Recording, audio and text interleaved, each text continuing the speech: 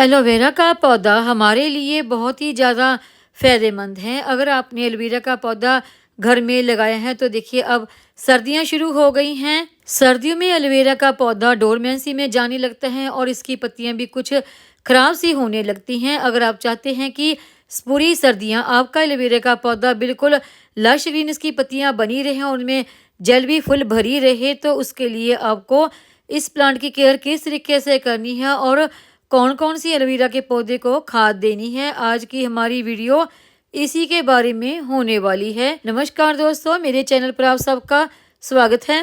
Aloe vera का पौधा अगर आपने घर में लगाया है तो सर्दियों में हमें इस पौधे की खास देखभाल करनी होती है, क्योंकि सर्दियों में एलोवेरा के पौधे की जो ग्रोथ है वो थोड़ा सा स्लो हो जाती है और धीरे धीरे सर्दी बढ़ने से ये प्लांट हमारा डोरमेंसी में जाने लगता है। जैसे कि देखिए अभी दिसंबर का महीना चल रहा है, सर्दी तो काफ़ी हो गई है, लेकिन जैसे ही सर्दी और ज़्यादा बढ़ जाएगी तो ये प्लांट हमारा डोरमेंसी में चला जाएगा। आज मैं आपको इस वीडियो में यही बताने वाली हूँ कि सर्दियों में हम एलोवेरा के पौधे की किस तरह से केयर करें कि वो डोरमेंसी में ना जाए, बल्कि बिल्कुल हरा भरा बना रहे, पत्तियाँ भी लश गिन बनी रहें और प्लांट की ग्रोथ भी अच्छी हो। इस एलोवेरा के प्लांट की हमने सर्दियों में देखभाल इस तरीके से करनी है कि ना तो इसका एक भी पत्ता सूखे और ना ही एक भी पत्ता पीला हो, बल्कि पत्तियां हरी भरी जल से भरी रहें। और आज हम इसको होममेड एक फर्टिलाइजर भी देंगे, जिससे कि सर्दियों में हमारा प्लांट हरा भरा बना रहेगा। एलोवेरा के प्लांट की हमने सर्दियों में केयर किस तरीके से करनी है, तो देखिए उसका पहला पॉइंट आता है कि अगर आपने अभी तक एलोवेरा के प्लांट को नहीं खरीदा है तो अभी ना खरीदें, क्योंकि ये सर्दियों का मौसम एलोवेरा के पौधे का ग्रोइंग पीरियड नहीं है। अगर आप अभी खरीद कर भी लाएंगे तो जैसा जी आप पौधा खरीद कर लाएंगे पूरी सर्दियां वैसा ही बना रहेगा, उसमें कोई भी नई ग्रोथ नहीं होगी। और अगर आपने इस पौधे के लिए मिट्टी बनाते समय मिट्टी ठीक नहीं बनाई या फिर आपने इस पौधे में ओवर वाटरिंग कर दी तो इस प्लांट की रूट सड़ भी सकती हैं और आपका ये प्लांट खराब भी हो जाएगा। और अगला यानी कि दूसरा पॉइंट आता है कि आपने अपने एलोवेरा के पौधे को सर्दियों में रखना कहाँ पर है, तो देखिए इस प्लांट को सर्दियों में वहाँ पर रखें यहाँ पर कम से कम 2 से 3 घंटे की सीधी धूप तो जरूर ही आती हो, नहीं तो इस प्लांट की पत्तियों का कलर खराब सा होने लगता है, डल सा हो जाता है और प्लांट की पत्तियों के ऊपर कुछ स्पोर्ट से भी आने लगते हैं। और अगला यानी कि तीसरा पॉइंट आता है कि एलोवेरा के पौधे को सर्दियों में कितनी धूप हमें दिखानी होती है। देखिए अगर आपने इस प्लांट को इंडोर रखा है तो वहाँ पर बिल्कुल भी ना रखें। अगर आप इस प्लांट को बिल्कुल भी किसी रोशनी वाली जगह पर नहीं रखते हैं तो इस प्लांट में जो नई ग्रोथ होती है, यानी कि इस तरह के छोटे छोटे से प्लांट निकलते हैं, तो वो बिल्कुल भी नहीं निकलते और प्लांट की ग्रोथ भी रुक सी जाती है। और रोशनी वाली जगह पे ना रखने के कारण इस प्लांट की जो मिट्टी है वो भी सूखती नहीं, गिल्ली ही रहती है और उससे इस प्लांट की रूट में फंगस लग जाता है और धीरे धीरे ये प्लांट हमारा डैमेज होने लगता है। एलोवेरा के प्लांट की अच्छी ग्रोथ के लिए आप चाहे कोई भी मौसम हो, गर्मी सर्दी या बरसात, इस प्लांट को हमेशा सूरज की रोशनी में ही रखें ताकि इस प्लांट की ग्रोथ अच्छी बनी रहे। और अगला यानी कि चौथा पॉइंट आता है कि आप अपने एलोवेरा के पौधे की जो सूख चुकी या पुरानी इस तरह की पत्तियां हैं, चाहे वो मौसम कोई भी हो, गर्मी का या सर्दी का, ऐसी खराब पत्तियों को हटाते रहें। ऐसी पुरानी या फिर खराब पत्तियों को हटाने का फ़ायदा ये होता है कि इसकी और नई पत्तियों को फैलने का मौका मिलता है और इसकी जो पत्तियां हैं वो भी बड़ी और मोटी होने लगती हैं और नए नए और भी पफ्स निकलने लगते हैं, यानी कि नए और भी प्लांट निकलने लगते हैं और इसकी पत्तियां भी मोटी होने लगती हैं और इनमें जल भी भरने लगता है। अगर किसी भी जगह पर आपके बहुत सारी प्लांट भरे हुए हैं, बहुत सारी पत्तियां भरी हुई है, जगह बिल्कुल भी नहीं है प्लांट की और ग्रोथ के लिए, तो जो पत्तियां होगी उसमें जल बहुत ही कम होगा और जो नई पत्तियां निकल के आएंगी वो भी बहुत पतली पतली निकल के आएंगी। पुरानी पत्तियां हटाने से यहाँ प्लांट की ग्रोथ अच्छी होगी, तो वहाँ पर जो इस प्लांट की मिट्टी है उसे भी डायरेक्ट सूरज की धूप लगती रहेगी और मिट्टी को भी सूखने का मौका मिलेगा, जिससे प्लांट में नई नई बीमारियां नहीं फैलेंगी और ना ही कोई फंगस वगैरह लगेगा। एलोवेरा के प्लांट की केयर का 5वां पॉइंट आता है, तो देखिए अगर आप इस समय इस प्लांट की रिपोर्टिंग करना चाहते हैं तो ये समय बिल्कुल भी सर्दियों का सही नहीं है इस प्लांट की रिपोर्टिंग के लिए, अगर ये इस समय आपके इस प्लांट की रिपोर्टिंग करना बहुत ज़्यादा ज़रूरी हो जाता है, मान लीजिए आपका वो गमला टूट गया जिसमें ये प्लांट लगा है, या फिर वो गमला काफ़ी छोटा है और प्लांट की ग्रोथ काफ़ी अच्छी है और रिपोर्टिंग करना बहुत ज़्यादा ज़रूरी हो जाता है, तो आप इस प्लांट को बिल्कुल बिना हिलाए डुलाए मिट्टी के साथ ही उठाकर दूसरे बड़े गमले में रख लें। इसकी रूट बॉल को बिल्कुल भी ना हटाएं। कई दफ़ा ऐसा होता है कि आप रूट के साथ छेड़छाड़ कर देते हैं तो उससे ये प्लांट आपका शॉक में चला जाता है, क्योंकि सर्दियों में इस प्लांट की ग्रोथ रुक सी जाती है। तो इसलिए जब तक बहुत ज़्यादा जरूरी ना हो इस प्लांट की रिपोर्टिंग, तब तक आप सर्दियों में इस प्लांट की रिपोर्टिंग ना करें।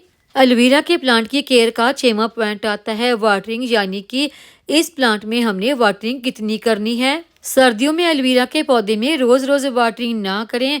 जब गमले की मिट्टी पूरी तरह से सूख जाए तभी वाटरिंग करें। अगर आपको ऊपर से देखने से लगता है कि गमले की मिट्टी सूखी है, तो गमले की मिट्टी में थोड़ा सा गुड़ाई करके देखें। अगर 2 इंच तक गुड़ाई करने से गमले की मिट्टी सूखी है तभी वाटरिंग करें। अगर मिट्टी गीली है तो वाटरिंग ना करें, क्योंकि अगर आप इस प्लांट में ओवर वाटरिंग कर देंगे तो इससे इस प्लांट की रूट में फंगस लग जाती हैं, और या फिर इस प्लांट की पत्तियों में ज़्यादा पानी की वजह से पत्तियां ढीली पड़ने लग जाती हैं। अगर आपके एलोवेरा के पौधे की पत्तियों के ऊपर कोई धब्बे से, स्पॉट से दिखाई देने लगते हैं, तो इसका मतलब होता है कि आपके गमले की मिट्टी में कोई फंगस या कोई कीड़ा वगैरह लग गया है। तो आप इस प्लांट में वाटरिंग बिल्कुल बंद कर दें। जब तक कि गमले की मिट्टी पूरी तरह से सूख ना जाए तब तक पानी ना दें। मिट्टी सूखने के बाद ही इसमें फिर से वाटरिंग शुरू करें। एलोवेरा की प्लांट की केयर का 7वां पॉइंट आता है। तो देखिए, आपके एलोवेरा की प्लांट के गमले में छोटे छोटे से पप, यानी कि छोटे छोटे से नए प्लांट निकल के आते हैं, तो इन प्लांट को अभी आप किसी नए गमले में ट्रांसफर ना करें, क्योंकि ये सर्दियों का मौसम तो इस प्लांट के लिए डोरमेंसी का मौसम होता है। तो अभी ये छोटे छोटे प्लांट जिस गमले में लगे हुए हैं वहीं पर इन्हें लगा रहने दें। जब मार्च का महीना आएगा तो फिर आप मार्च में या फिर अप्रैल में इन छोटे छोटे से प्लांट को नए गमलों में ट्रांसफर कर सकते हैं। एलोवेरा के प्लांट की केयर का 8वां पॉइंट आता है कि आप अपने एलोवेरा के प्लांट के गमले का ड्रेन होल समय समय पर चेक करते रहें, ताकि इसमें पानी बिल्कुल भी रुके नहीं।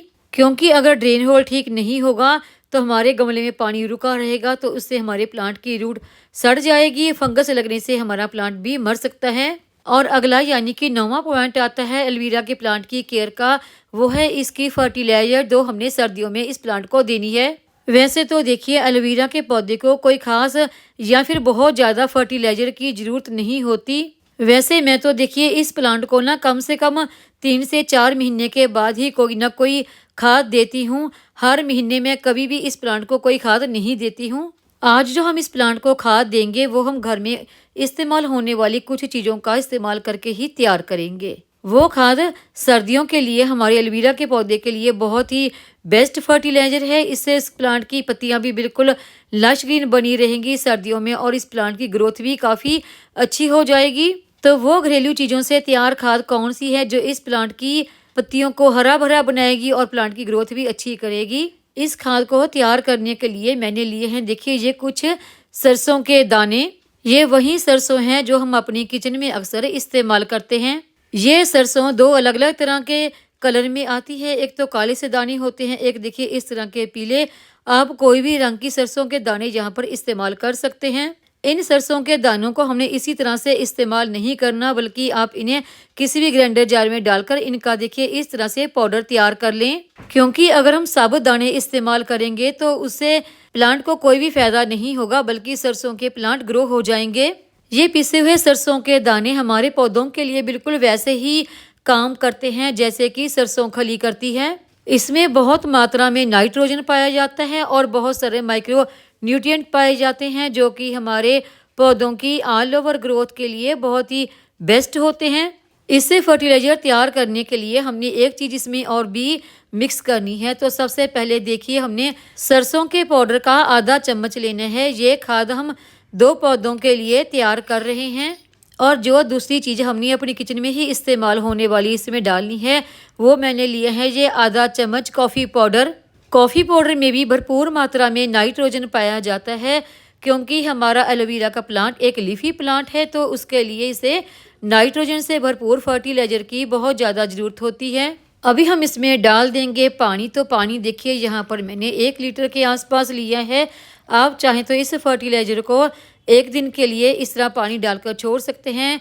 अगर 1 दिन के लिए नहीं छोड़ना चाहते तो कम से कम 5 से 6 घंटे के लिए ज़रूर इस फर्टिलाइज़र को इस तरह से छोड़ दें, ताकि जो सरसों का पाउडर है इसका पूरा असर इस पानी में आ जाए।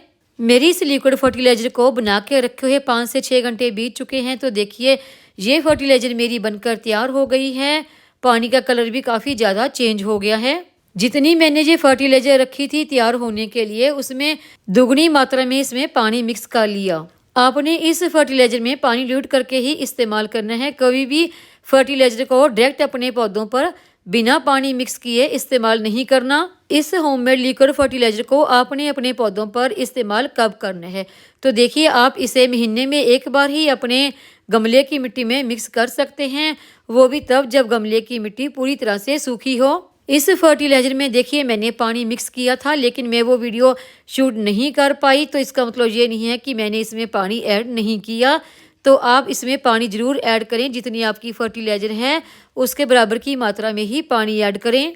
तो देखिए अब इस फर्टिलाइज़र को हमने अपने गमले की मिट्टी में कितनी मात्रा में देना है। तो देखिए इस फर्टिलाइज़र को आप उतना दे सकते हैं जितना कि आपके गमले की मिट्टी अच्छी तरह से गीली हो जाए और ये फर्टिलाइज़र आपके प्लांट की रूट तक अच्छी तरह से पहुंच जाए।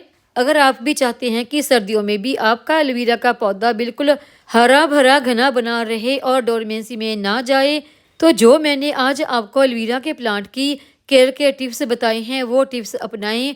और जो मैंने आपको ये घरेलू खाद बताई है सर्दियों में आपके एलोवेरा के पौधे पर इस्तेमाल करने के लिए, तो वो खाद भी आप इस्तेमाल करें। तो सर्दियों में भी आपके एलोवेरा के प्लांट की ग्रोथ अच्छी बनी रहेगी और उसकी पत्तियों में भी जेल भी भरा रहेगा और पत्तियां भी बिल्कुल लश ग्रीन बनी रहेंगी।